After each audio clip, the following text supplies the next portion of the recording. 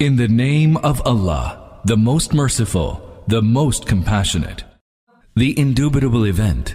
And what is that indubitable event?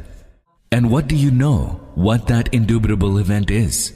The Thamûd and the Ad denied the possibility of a sudden calamity, calling it false. Then the Thamûd were destroyed by an awesome upheaval, and the Ad were destroyed by a furiously raging windstorm, which he let loose upon them for 7 nights and 8 days in succession, so that if you had been there, you might have seen people lying prostrate, as though they were uprooted trunks of hollowed palm trees. Do you now see any trace of them? Pharaoh and those before him and the people of the overturned habitations all engaged in the same great sin. They did not follow the messenger of their Lord, and so he seized them with a severe grip. Verily, when the water rose to great heights, we bore you upon a floating vessel, i.e. the ark, so that we might make it an instructive event for you, and retentive ears might preserve its memory. So when the trumpet is blown with a single blast, and the earth and the mountains are carried aloft and are crushed to bits at one stroke, on that day shall that indubitable event come to pass, when the sky will be rent asunder, the grip holding it together having loosened on that day. And the angels will stand on the sides, with 8 of them bearing aloft the throne of your Lord on that day. That will be the day when you shall be brought forth before Allah, and no secret of yours shall remain hidden. On that day, he whose record is given to him in his right hand will say, Lo, read my record.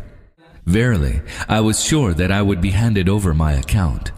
Then he shall find himself in a life of bliss, in a lofty garden, the clusters of whose fruit will be hanging low to be within reach of the inmates of paradise.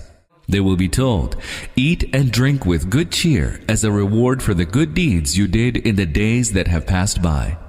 As for him whose record will be given to him in his left hand, he will exclaim, Would that I had never been given my record, and had not known my account. Oh, would that the death that came to me in the world had made an end of me. My riches have not availed me, and my authority has vanished. A command will be issued, seize him and shackle him. Then cast him into the fire. Then fasten him with a chain 70 cubits long. He would not believe in Allah, the Most Great, nor would he urge the feeding of the poor. Today he has been left here friendless, and has no food except the filth from the washing of wounds, which only the sinners will eat.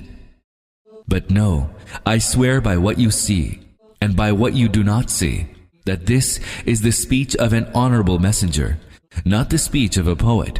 Little do you believe. Nor is this the speech of a soothsayer. Little do you reflect. It has been revealed by the Lord of the universe. And if he, i.e. the Prophet, had forged this discourse and thereafter ascribed it to us, we would surely have seized him by the right hand, and then severed his life vein, and not one of you would have been able to withhold us from doing so. Surely it is a good counsel for the God-fearing. We certainly know that some among you will give the lie to it, and surely it will be a cause of regret for the unbelievers. Certainly it is a truth of absolute certainty. So glorify the name of your Lord, Most Great.